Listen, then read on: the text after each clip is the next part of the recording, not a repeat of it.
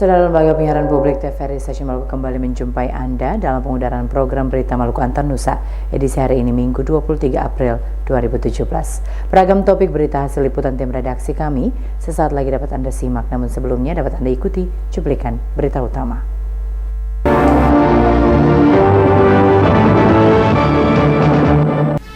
"23 tenaga kerja asing asal Tiongkok diduga memalsukan dokumen. Pangkalan Angkatan Laut Ternate Maluku Utara memusnahkan 1 kapal illegal fishing. Mahasiswa Stike Susada reboisasi kawasan banjir Dam Waiela.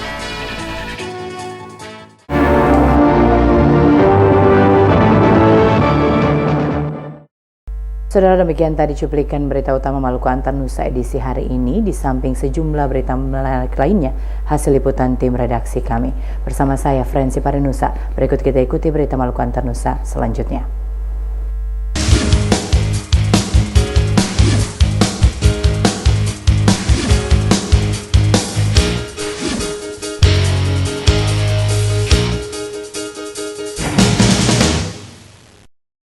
Saudara, 23 tenaga kerja asing asal Tiongkok yang bekerja di perusahaan pertambangan di Halmahera Selatan, Maluku Utara diduga memalsukan dokumen.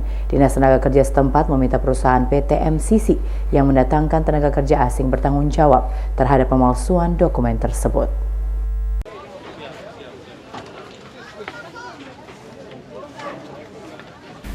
Tenaga kerja asing asal Tiongkok yang didatangkan oleh PT MCC sebanyak 23 orang untuk bekerja di perusahaan pertambangan di Halmahera, ternyata dokumennya dipalsukan oleh oknum kontraktor PT MCC.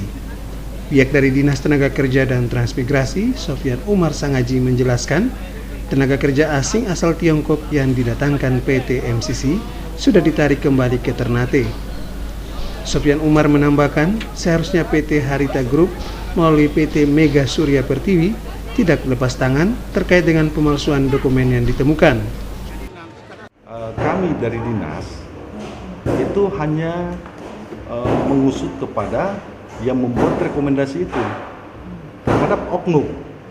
Namun kalau perusahaan mengatakan bahwa mereka tidak bertanggung jawab secara keseluruhan, itu kan tidak wajar. Harusnya mereka bertanggung jawab karena MCC adalah subkon daripada MSP dan MSP adalah subkon juga dari Harita.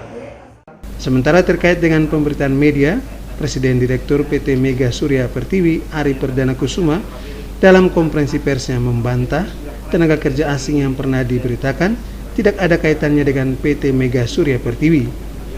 Dikatakan PT MCC yang menyiapkan seluruh dokumen tenaga kerja asing yang didatangkan dari Tiongkok. Semestinya PT MCC yang bertanggung jawab terhadap semua dokumen tenaga kerja asing. Memang mereka punya tanggung jawab yang penuh terkait dengan pengurusan TKA-nya mereka. Tugas kami, memang kami juga tidak lepas tangan 100%. Artinya kami mempunyai tanggung jawab model dan ingin memastikan bahwa kontraktor juga memang mengikuti aturan dan peraturan yang ada di Indonesia, sehingga yang namanya pembinaan, koordinasi dengan mereka tetap kami lakukan. Kalaupun yang ini terjadi, ya kami harus memberikan peringatan keras kepada mereka bahwa itu tidak benar. Rusdi Samsi melaporkan dari Ternate, Maluku Utara. Sementara itu, Saudara, Pangkalan Angkatan Laut Ternate Maluku Utara kembali memusnahkan 1 kapal illegal fishing milik Filipina. Pemusnahan ini dilakukan setelah dikeluarkan putusan ingkrah Pengadilan Negeri Ternate.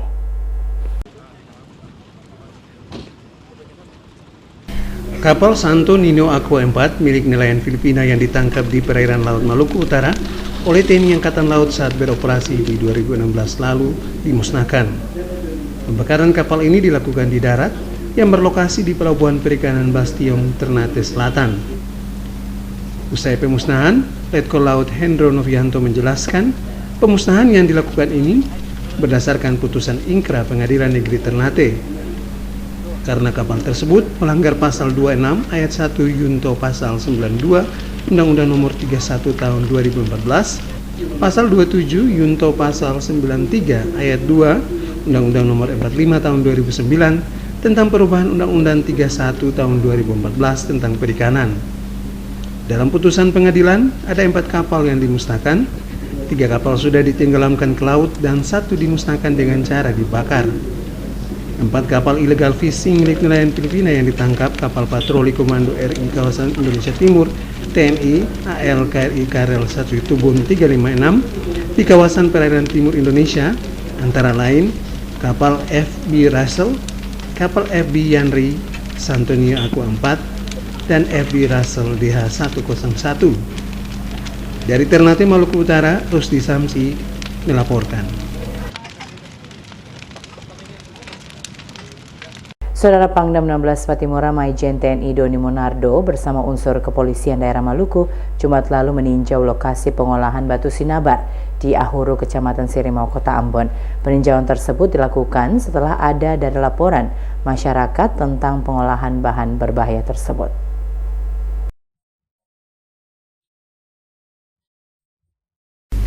Pangdam 16 Patimura Maijen TNI Doni Monardo bersama jajaran kepolisian daerah Maluku Jumat lalu melakukan peninjauan ke lokasi pengolahan batu sinabar di Ahuru, Kecamatan Sirimau, Kota Ambon. Peninjauan tersebut dilakukan setelah ada laporan dari warga masyarakat yang tinggal di wilayah tersebut. Ketua RT setempat menyebutkan aktivitas warga tersebut telah berlangsung sekitar 2 minggu, namun baru diketahui akhir pekan ini. Sudah kurang lebih 2 minggu. Jadi untuk pembakaran ini sudah kurang lebih 1 minggu orang sudah bakar. Jadi memang untuk baunya sementara kita tidak rasakan bau, tapi karena kegiatannya malam, jadi memang masyarakat ada sedikit terganggu karena mereka keluar masuk malam dengan mobil gelap. Wah, ini waktu mereka datang saya juga tidak tahu. Soalnya saya di tengah sedangkan warga masyarakat di pinggir, jadi warga masyarakat yang tahu. Lalu mereka lapor di saya kemarin siang. Lalu saya respon, mereka punya laporan, saya pergi lapor di RW, lalu RW datang, ya sudah, laporan semua kemana-mana. Akhirnya dari Intel Kodam, dari pihak Kodim, dari Korem, dari Intel juga datang semua. Menindaklanjuti laporan warga masyarakat, pihak aparat keamanan langsung mengamankan lokasi tersebut. Dalam peninjauan itu tidak ditemukan warga yang melakukan aktivitas. Pangdam 16 Patimura bersama jajaran kepolisian daerah Maluku menghimbau kepada masyarakat untuk tidak melakukan aktivitas terkait pengolahan terhadap bahan berbahaya yang dapat mengancam keselamatan dan lingkungan. Abu Sahubawa melaporkan. Sementara itu, Saudara, Pangdam 16 Patimura Maijen TNI Doni Monardo mengajak mahasiswa IAIN Ambon untuk terus menjaga kelestarian lingkungan. Ajakan tersebut disampaikan Pangdam Patimura saat momentum Hari Bumi diperingati Jumat kemarin.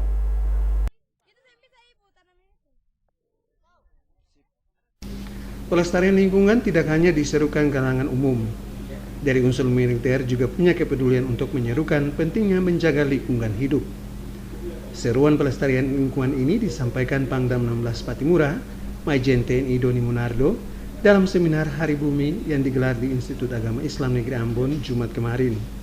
Pangdam mengajak sivitas IAIN Ambon perlu mengembangkan kepedulian terhadap lingkungan hidup. Mahasiswa diajak turut serta bersama elemen masyarakat lain menjaga lingkungan dengan berbagai cara yang bisa menghijaukan lingkungan. Dengan cara-cara positif tentunya bisa menangkal pencemaran lingkungan dari polusi alam. Pangdam mencontohkan program Emas Biru dan Emas Hijau yang digiatkan dalam Kesatuan Kodam 16 Patimura. Dari program ini, setiap prajurit TNI juga dibekali pengetahuan tentang pemanfaatan hasil alam serta penghijauan alam bagi kelestarian hasilnya nanti. Mengacu dari program ini, tentunya bisa memotivasi kalangan sivitas untuk bersama-sama menggiatkan gerakan pelestarian lingkungan agar terhindar dari kerusakan. Lingkungan yang tetap asri tentu bisa memberikan hasil yang bermanfaat bagi generasi yang akan datang. Selain menjelaskan program Emas Biru dan Emas Hijau, Pangdam juga memperkenalkan gerakan Emas Putih, yakni menciptakan situasi lingkungan yang tetap kondusif dan nyaman. Dengan terciptanya situasi yang kondusif dan nyaman, tentu berdampak pula bagi kehidupan yang harmonis, baik antara sesama manusia maupun manusia dengan alam.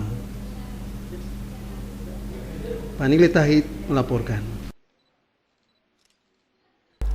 Saudara mahasiswa KKN Stikes Maluku Husada menggelar penanaman 1000 anakan pohon di kawasan Dam Waiela Negeri 5 pagi tadi.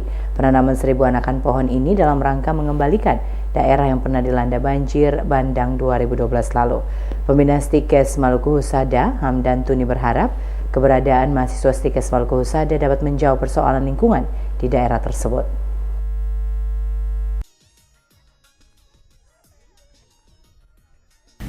Guna mewujudkan daerah penghijauan di kawasan Dam Waiela Negeri 5, ratusan mahasiswa kuliah kerja nyata Stikes Maluku Husada melakukan penanaman 1000 anakan pohon di kawasan Dam Waiela. Penanaman 1000 anakan bertujuan untuk mengembalikan lingkungan di kawasan Dam Waiela yang saat ini sudah mengalami gersang akibat banjir bandang 2012 lalu. Pembina Stikes Maluku Husada, Hamdan Tuni, mengatakan melalui penanaman pohon yang dilakukan Stikes Maluku Husada dapat bermanfaat bagi masyarakat, utamanya persoalan lingkungan. Hamdan berharap melalui penanaman 1000 anakan pohon mampu menjawab persoalan lingkungan yang kini menjadi ancaman bagi masyarakat. Ketua Stikes Maluku Husada, Lukman Labasi, mengatakan penanaman anakan pohon merupakan keterpanggilan dalam membantu masyarakat, utamanya persoalan lingkungan. Selain itu juga dapat membantu masyarakat untuk mengatasi krisis lingkungan hijau yang terjadi di kawasan Dam Waiela. Labasi berharap melalui kegiatan penanaman dapat menjadikan kawasan Negeri 5 bebas dari banjir yang mematikan. Dan kami dari Stikes Maluku Husada ikut terpanggil dan kemudian melakukan penanaman 1000 pohon di lokasi kejadian banjir ini untuk kemudian bisa membantu masyarakat dalam hal untuk bisa mungkin saja untuk menjadi kembali yang tanaman yang tandus ini, lahan yang tandus ini kembali untuk kemudian menjadi kembali seperti sedia kala. Camat Lihitu, Muhammad Amin Sopaliu, mengatakan penghijauan dan penanaman anakan pohon di kawasan Dam Waiela merupakan program positif yang dapat mengembalikan lingkungan desa Negeri 5 yang asri seperti sedia kala. Sopaliu berharap Stikes Maluku Husada terus melakukan aksi sosial lingkungan, dengannya dapat menghindari bencana alam akibat banjir dan tanah longsor. Ini juga ini membantu pemerintah untuk bisa mengobati perasaan duka yang kemarin akibat karena jebolnya dam Waiela ini. Dengan adanya penghijauan ini, suasana lingkungan sekitar ini bisa pulih kembali seperti sedia kala sehingga masyarakat bisa nyaman hidup di sekitar sini. Penanaman 1000 anakan pohon oleh mahasiswa kuliah kerja nyata Stikes Maluku Husada berlangsung sehari dengan melibatkan masyarakat dan Lantamal 9 Ambon serta Satgas BKO. Panile Tahid melaporkan. Saudara, Stikes Maluku Husada tahun 2018 mendatang menargetkan meraih akreditasi B dari Badan Akreditasi Nasional Perguruan Tinggi. Pembina Stikes Maluku Husada, Hamdan Tuni, menyatakan peningkatan akreditasi merupakan hal terpenting dalam menciptakan lulusan siap pakai dalam dunia kerja saat ini.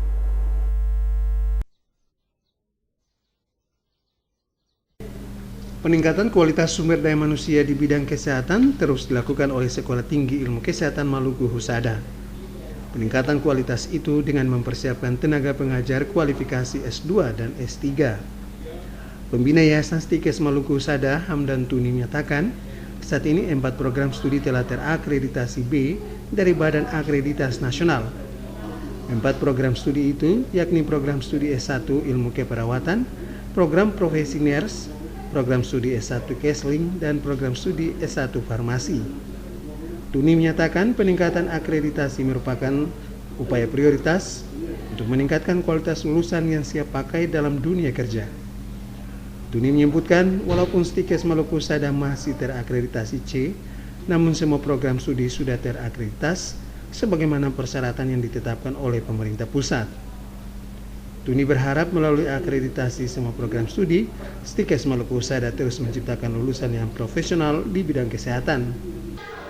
Dari keempat program studi itu, 3 telah terakreditasi B, di antaranya S1 Ilmu Keperawatan, program Provisiners, dan S1 Kesehatan Masyarakat. Sedangkan farmasi dalam tahap persiapan akreditasi, untuk sementara akreditasinya C. Dalam waktu dekat ini kita akan rencana untuk mengakreditasi institusi dan S1 ilmu farmasi.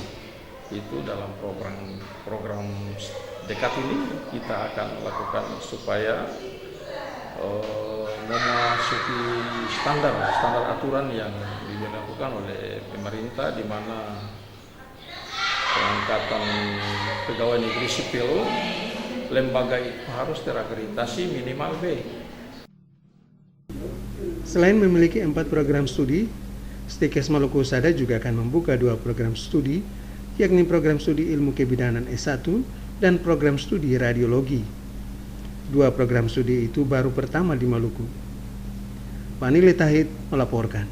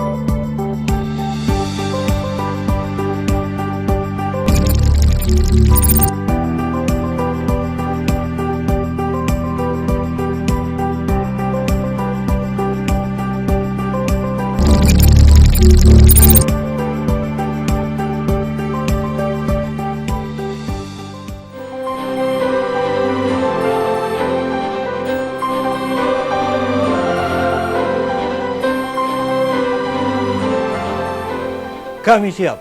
Kami siap. Kami siap. Kami siap. Kami siap. Kami siap. Melalui momentum HUT ke-24 TVRI Maluku, kami tingkatkan pelayanan kepada masyarakat Maluku dengan meningkatkan penyiaran melalui saluran digital 8-10 jam per hari. Siaran digital merupakan pengembangan dari siaran live streaming yang sudah dilakukan sejak Oktober 2016 yang lalu. Live streaming merupakan solusi terbaik untuk memberikan pelayanan kepada masyarakat Maluku yang berada di belahan dunia manapun. Karena dengan kemajuan teknologi informasi sekarang memungkinkan dunia dalam genggaman.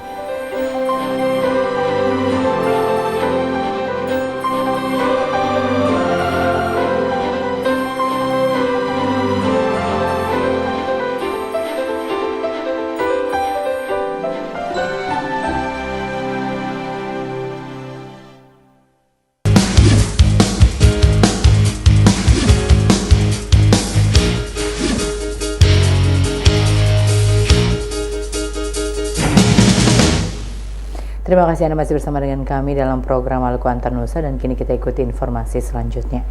Saudara, 4.000 lebih umat Islam di Maluku telah mengikuti program percepatan umroh dan haji PT Armina Reka Perdana. Mereka yang mengikuti program percepatan umroh dan haji itu meraih selain beribadah juga meraih keuntungan ekonomi.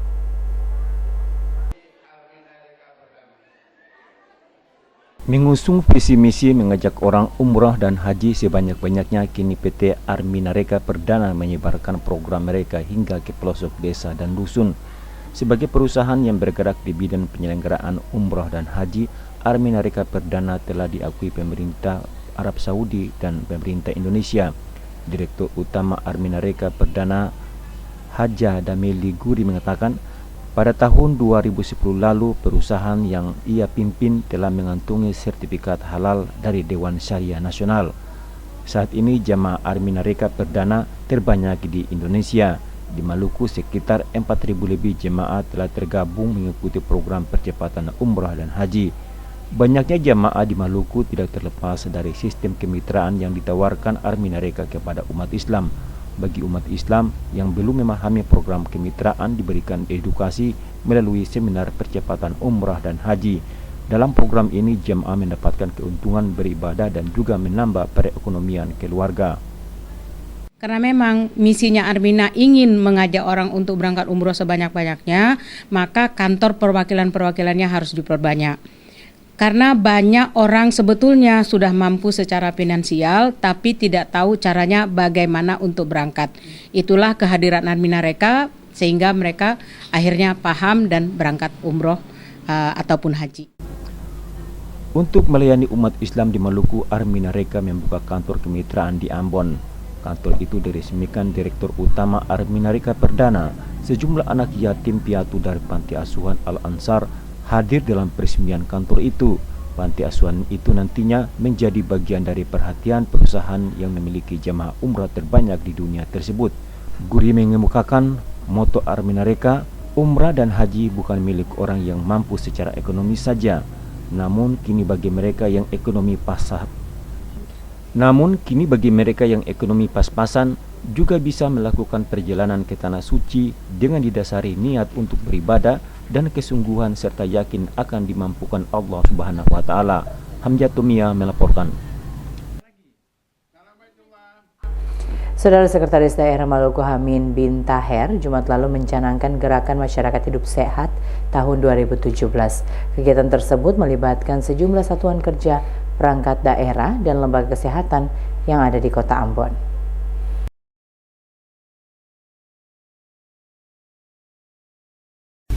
Di dalam tubuh yang sehat terdapat jiwa yang kuat.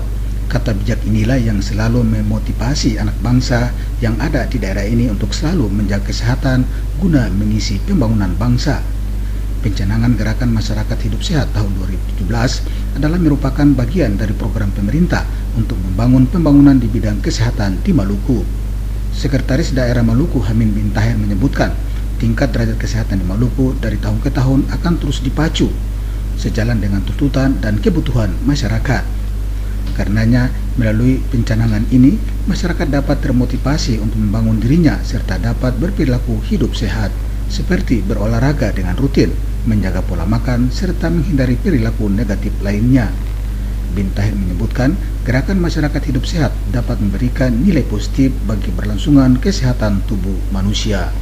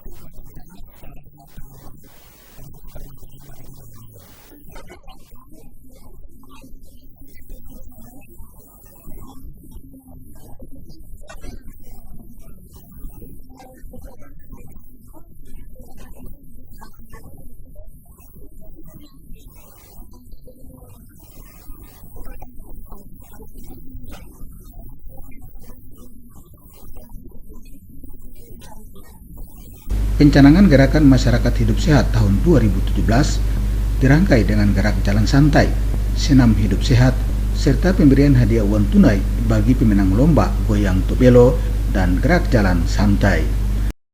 Abu Sahbawa, Unga melaporkan.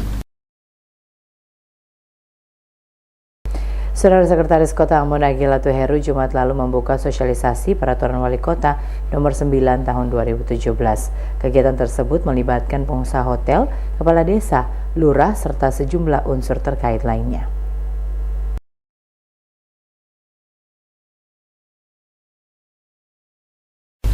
Sosialisasi Peraturan Wali Kota Nomor 9 Tahun 2017 tentang sertifikat layak fungsi bangunan dan gedung dibuka Sekretaris Kota Ambon Age Latuheru. Sosialisasi tersebut melibatkan berbagai pemangku kepentingan terkait. Sekretaris Kota Ambon Age Latuheru mengatakan sosialisasi ini bertujuan untuk memberikan edukasi tentang syarat bangunan maupun kelayakan bangunan gedung. Syarat-syarat itu adalah izin mendirikan bangunan dan sertifikat layak fungsi gedung. Sekretaris Kota Ambon Age Latuheru mengakui sosialisasi Peraturan Wali Kota Nomor 9 Tahun 2017 sedikit mengalami keterlambatan dari rencana sebelumnya. Terkait hal itu, sosialisasi Peraturan Wali Kota Nomor 9 Tahun 2017 dapat diketahui dan ditindaklanjuti oleh seluruh elemen masyarakat dan pemangku kepentingan terkait lainnya. Latuheru menyebutkan jika di kemudian hari ada terdapat warga maupun pengusaha yang tidak memenuhi syarat-syarat kelayakan bangunan, maka pemerintah Kota Ambon tidak bisa mengeluarkan sertifikat layak fungsi bangunan dan gedung. Dicontohkan jika sebuah bangunan hotel misalnya tidak difasilitasi dengan peralatan penunjang seperti air bersih, alat pemadam kebakaran, dan sanitasi, maka pemerintah Kota Ambon tidak akan mengeluarkan izin kelayakan. Latuheru menyebutkan proses pendirian sebuah gedung akan dilakukan pendampingan oleh tim yang akan dibentuk nantinya. Abu Sahabawa, Unga melaporkan.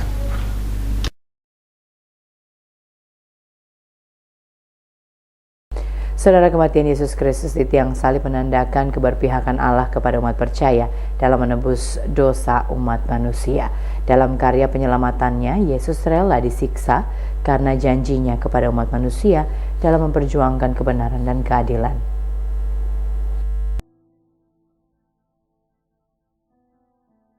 Berbagai kidung pujian dipersembahkan menandai berlangsungnya proses perayaan Paskah Kristus yang dilaksanakan Pekerja Harian Sinode Gereja Protestan Maluku GPM tahun 2017 di Jemaat Uraur Kecamatan Kairatu, Serem bagian Barat pekan lalu dipimpin Pendeta John Ruhulesin.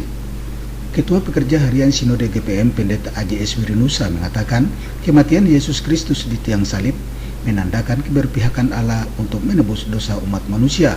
Karenanya Wirinusa mengajak umat percaya untuk memaknai Paskah sebagai sebuah realita hidup yang memiliki makna strategis dalam cinta kasih. Ditandaskan, Paskah merupakan salah satu peristiwa sakral di mana Yesus meninggalkan dunia yang fana untuk menebus dosa umat manusia. Kematian Yesus di tiang salib memberikan isyarat bagi umat percaya untuk selalu mengimaninya dalam setiap napas kehidupan. Kebangkitan Yesus di hari ketiga di antara orang-orang mati hendaknya menjadi inspirasi dan motivasi bagi umat percaya untuk selalu berkarya menjadikan makna Paskah sebagai sebuah realita hidup yang tidak berkesudahan. Pendeta Wirinusa dalam perayaan Paskah tersebut menyentil seputar makna Paskah yang mengajak umat percaya untuk selalu menjalani hidup dengan penuh ketabahan dan rela berkorban untuk orang banyak. Disebutkan jalan salib yang dialami Yesus Kristus menandakan betapa cintanya Yesus kepada umat percaya karena janjinya untuk menyelamatkan dosa umat manusia. Perayaan Paskah pengurus harian Sinode GPM akan diprogramkan melintasi desa-desa tertinggal di seluruh wilayah Maluku. Hal ini dimaksudkan untuk pembinaan mental spiritual umat.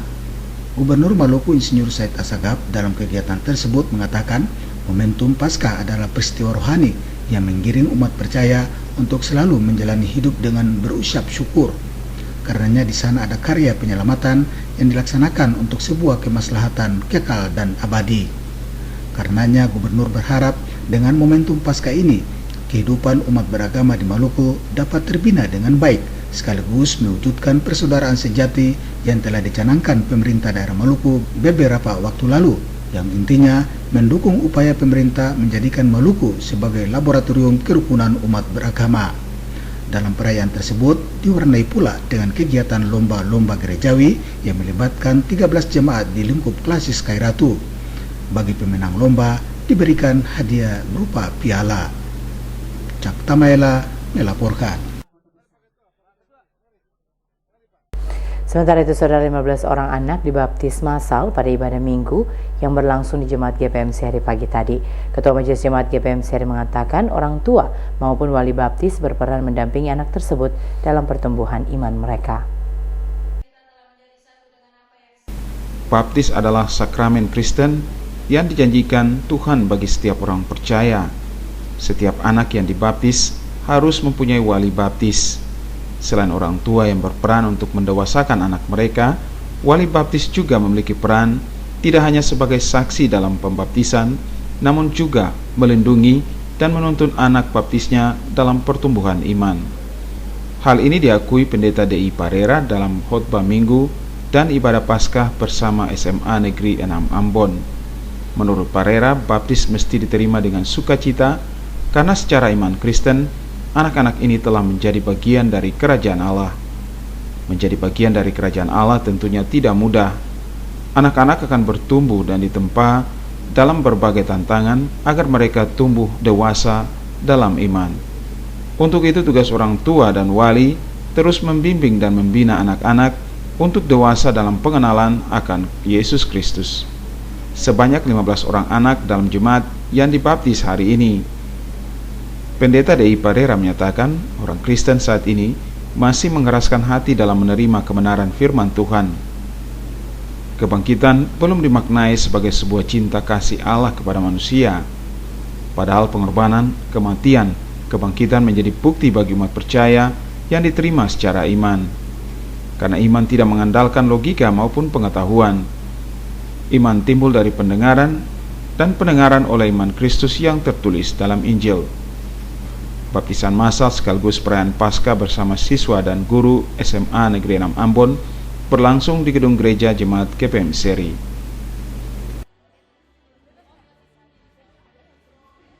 Saudara, SMA Negeri 6 Ambon merayakan Paskah Kristus bersama Jemaat GPM Seri. Dalam perayaan Paskah yang berlangsung pada ibadah Minggu, dilakukan juga baptisan massal bagi 15 orang anak.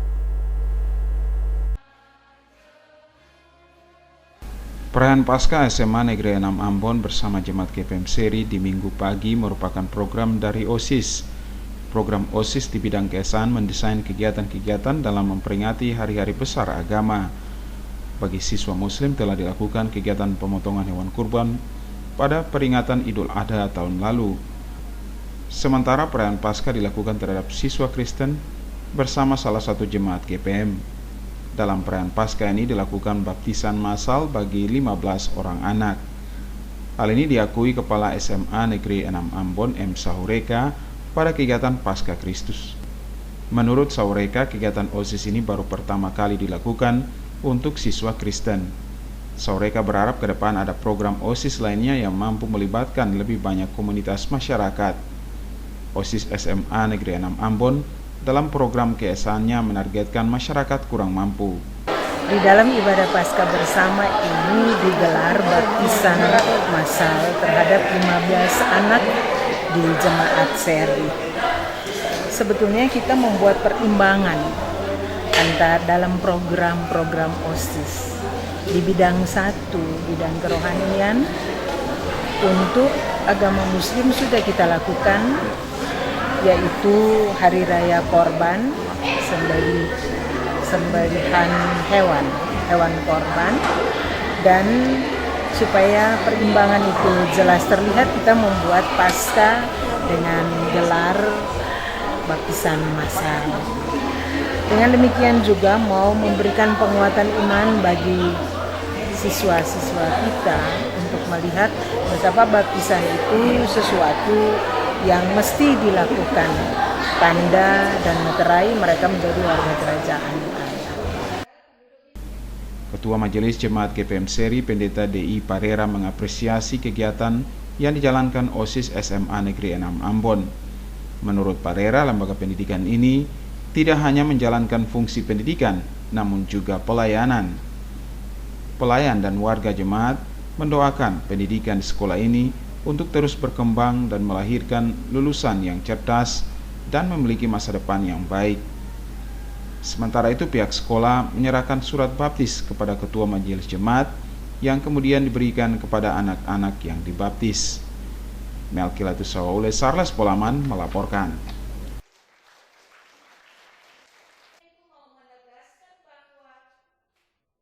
Saudara, Ikatan Guru Taman Kanak-Kanak Indonesia IGTKI sekecamatan Teluk Ambon melaksanakan karnaval dan jalan santai dalam rangka Hari Kartini 21 April 2017. Kegiatan tersebut melibatkan seluruh anak-anak PAUD di kecamatan setempat.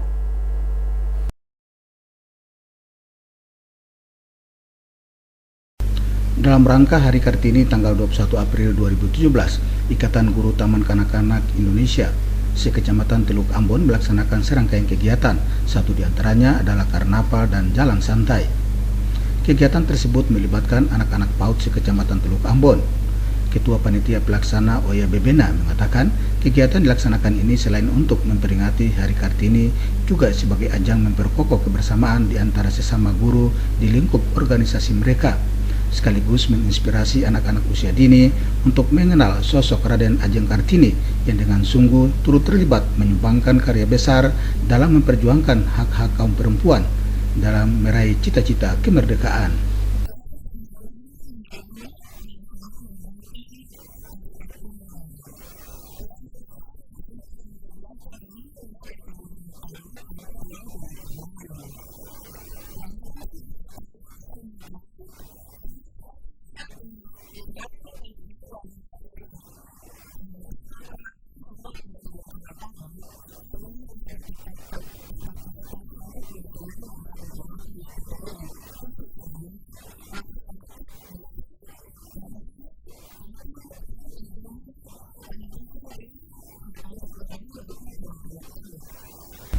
Ketua Pelaksana Kegiatan Oya Bebena mengatakan kegiatan seperti ini ke depan akan dilaksanakan sebagai kegiatan tahunan.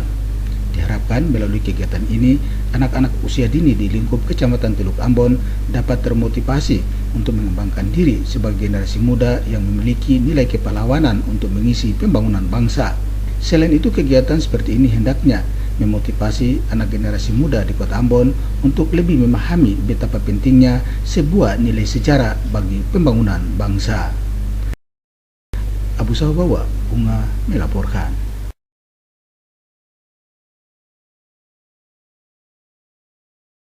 Sementara itu, saudara, kapal tanker Samudra Layar bermuatan bahan bakar minyak jenis Petralite dan Premium meledak di perairan Teluk Ambon Jumat sore. Evakuasi korban dari kapal berlangsung dramatis.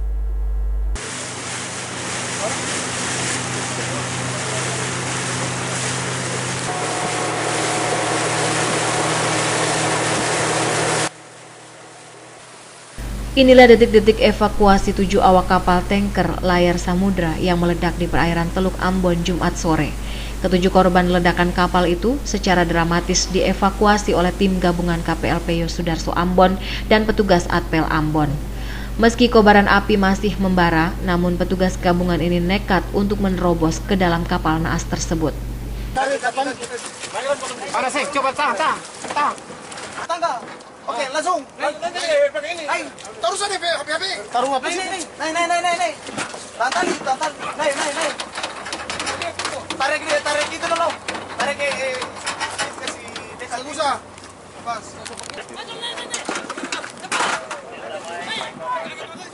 Satu bantu les. Cepat. Tahan.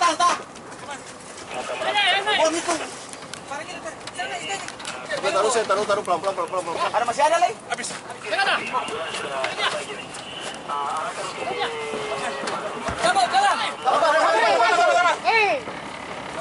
Mundur. Lari. Kasih dia.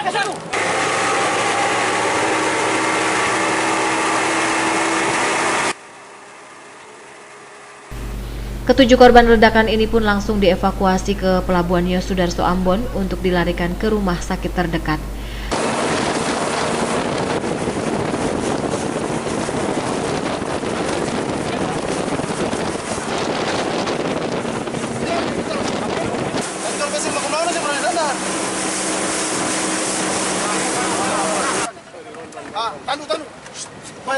Kasih balik kepala. 3 di antara para korban mengalami luka bakar cukup serius. Hingga kini masih belum ada keterangan resmi dari pihak kepolisian maupun Pertamina. Diduga ledakan kapal berisikan BBM ini berasal dari mesin kapal. Beruntung ledakan tersebut tidak merambat ke ruangan lainnya di dalam kapal. Oke, tutup. Bisa, sudah. Oke.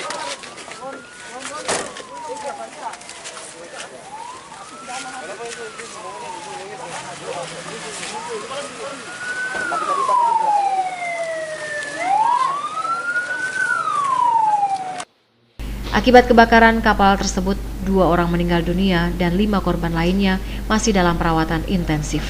Christine Sipahelut, Pandele Tahid melaporkan.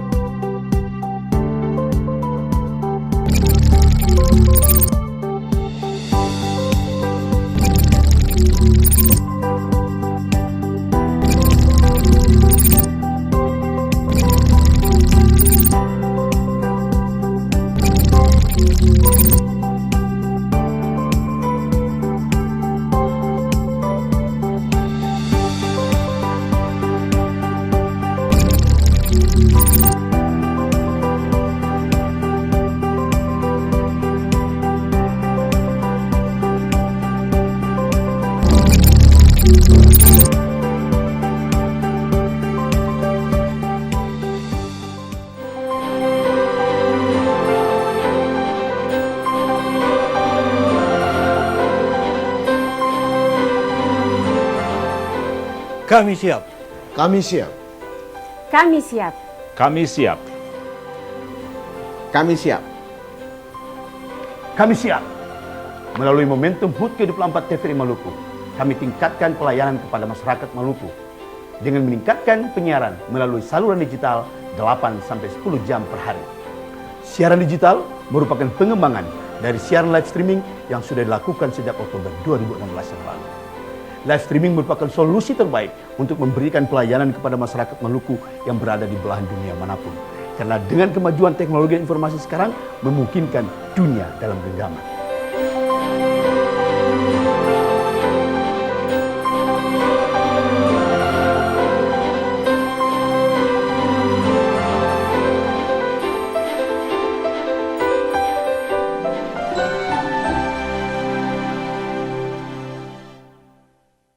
Saudara, kita beralih ke informasi lainnya.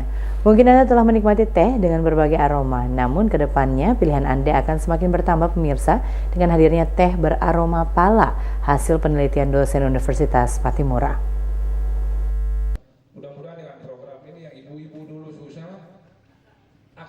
Dalam waktu dekat Maluku akan memperkenalkan kepada publik teh beraroma pala. Teh beraroma pala adalah hasil penelitian dosen Universitas Patimura Ambon. Teh beraroma pala adalah penggabungan daun teh asli dengan daging pala. Untuk mendapatkan aroma yang pas, harus memperhatikan komposisi daun teh asli dengan daging pala. Daging pala yang digunakan adalah limba jus pala. Limba jus pala terlebih dahulu dikeringkan sehingga menyerupai serbuk. Kedua komponen itu dikemas bagaikan teh celup sehingga dapat memudahkan konsumen saat akan menyeduhnya. Teh beraroma pala hasil penelitian dosen Universitas Patimura hari ini disosialisasikan kepada masyarakat, khususnya kaum perempuan di negeri Morela, Kabupaten Maluku Tengah. Sosialisasi ini merupakan pemberdayaan kepada masyarakat, khususnya kaum perempuan, untuk meningkatkan ekonomi keluarga mereka. Program pemberdayaan ini dilaksanakan oleh Dinas Pemberdayaan Perempuan dan Perlindungan Anak Maluku. Kepala Dinas Pemberdayaan Perempuan dan Perlindungan Anak Maluku, Maggie Samson, mengatakan kegiatan seperti ini akan terus dilakukan untuk meningkatkan daya saing kaum hawa, khususnya ibu rumah tangga. Dan di hari ini kita baru melaksanakan sosialisasi kepada ibu-ibu yang berada di Desa Morela, dan ini merupakan kegiatan yang pertama. Ke depan kita akan lagi mengadakan kegiatan untuk bagaimana produk pala itu bisa berubah untuk menjadi teh celup. Tapi ini masih ada penelitian-penelitian yang berkelanjutan ya. Jadi bukan cuma sampai di sini, karena kita tahu bahwa dari teh yang dicoba itu kita masih ada rasa bahwa pala itu ada rasa sepatnya ya. Kalau orang Ambon bilang merasa sepat, itu mungkin bisa diteliti lagi kira-kira untuk menghilangkan sepatnya itu tuh kira-kira apa yang harus kita tambah lagi di situ. Dosen peneliti dari Universitas Patimura Dr. Marzuki Ilyas mengatakan varian teh beraroma pala untuk memberikan pilihan kepada penikmat teh. Dr. Ilyas mengatakan ide untuk membuat teh beraroma pala terinspirasi dari limbah jus pala yang terbuang percuma selama ini. Teh beraroma pala, kata Dr. Marzuki Ilyas, berkhasiat aromaterapi. Itu sendiri sebenarnya ada khasiat aromaterapi. Arti aromaterapi itu bisa membuat orang rileks, dia merasa nyaman. Nah, oleh karena itu aroma itu kita mau tambahkan ke dalam produk teh itu menjadi suatu produk yang bisa diminati oleh masyarakat. Ya. Dan sudah sejauh mana hasil penelitian ini?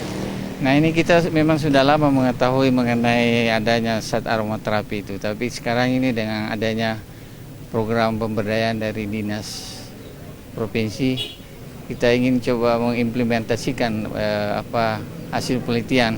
Yudis Padaunan dan Kurniawan melaporkan. Kondisi kota Ambon saat ini diperhadapkan dengan masalah ketersediaan air bersih untuk memenuhi kebutuhan masyarakat karena kondisi sumber air yang semakin kritis. Hingga tahun 2014 ternyata pelayanan air bersih, sanitasi dan kebersihan di kota ini masih di bawah angka rata-rata nasional.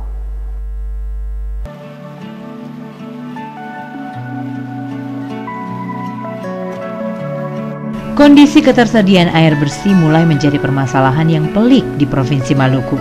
Tercatat hingga 2014 lalu, provinsi ini masih pada posisi di bawah rata-rata untuk pelayanan air bersih, sanitasi, dan kebersihan. Capaian untuk Maluku yaitu air bersih 65,50%, sanitasi 51,22%, dan kawasan kumuh 19,56%. Sementara itu di kota Ambon sendiri, sumber air yang ada semakin kritis dan tidak mampu untuk memasok air bersih guna memenuhi kebutuhan masyarakat. Berdasarkan hasil penelitian selama beberapa tahun terakhir di kota Ambon, kondisi beberapa sumber air di kota ini yang dimanfaatkan oleh PDAM untuk memasok air bersih bagi masyarakat, debit airnya semakin kecil. Sungai-sungai yang dulunya mengalir dengan deras, kini sebagian bahkan sudah kering. Hal ini disebabkan sebagian besar lokasi daerah aliran sungai di ibu kota Provinsi Maluku yang sebelumnya adalah hutan dan areal penampung air telah berubah menjadi pemukiman di samping aktivitas penebangan yang tidak terkendali. Laju pertumbuhan penduduk kota Ambon saat ini yang mencapai di atas 3% per tahun sehingga turut memberi dampak alih fungsi kawasan tangkapan dan resapan air menjadi pemukiman. Permasalahan ini kemudian menjadi bahan refleksi, bukan hanya bagi pemerintah daerah sebagai pengambil kebijakan, namun juga bagi masyarakat di kota Ambon dalam momen Hari Air Internasional yang jatuh pada 22 Maret lalu. Peranan masyarakat bahkan jauh lebih penting untuk menjaga sumber-sumber air bersih yang ada di sekitar mereka. Di Maluku memang soal krisis air sebagaimana daerah lain seperti daerah Jawa atau yang sudah maju, mungkin persoalan kita beda. Di sana diharapkan bagaimana ada sebuah teknologi inovasi untuk bagaimana pemanfaatan tidak saja air baku yang ada, tetapi juga air laut itu bisa dimanfaatkan. Tetapi kalau di Maluku ini kan tentu kita memiliki persoalan yang berbeda. Satu-satunya persoalan yang menjadi krusial kita adalah ketersediaan dana, dan bentuk perhatian ini mestinya harus dilihat secara merata di semua daerah di Maluku. Soal air ini kan kita merasa bahwa kita di beberapa daerah dimanjakan. Nah, tetapi bagaimana air itu menjadi sehat, ya, Nah, ini juga harus bisa disosialisasikan dengan baik sehingga masyarakat betul-betul memanfaatkan air yang bersih itu penting bagi mereka. Ya, kira-kira ya tidak boleh dihambur-hamburkan, tidak boleh gunakan secara sembarangan. Selain menjaga kelestarian sumber air dan tidak boros menggunakan air bersih, salah satu upaya untuk meningkatkan debit air adalah dengan cara konservasi.